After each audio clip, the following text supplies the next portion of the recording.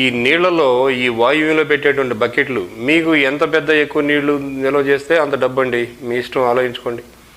50 లీటర్లు కానీ 100 లీటర్లు కానీ 100 లీటర్ల డ్రమ్ములు 2 కానీ బ్లూ కలర్లో దొరుకుతాయి మనకి. బ్లూ కానీ ఎల్లో కానీ వైట్ కానీ ఇట్లా దొరుకుతూ ఉంటాయి. ఏ కలర్ అయినా పెట్టుకోవచ్చు. ఒక ఎరుపు రంగు మాత్రం వాయువులో మనం పెట్టడానికి వీల్లేదు. ఎరుపు రంగు వాయువులో పెట్టకుండా చూసుకోండి. ఎరుపు, మెరూన్, వీటిష్ కలర్ ఇలాంటివి కాకుండా.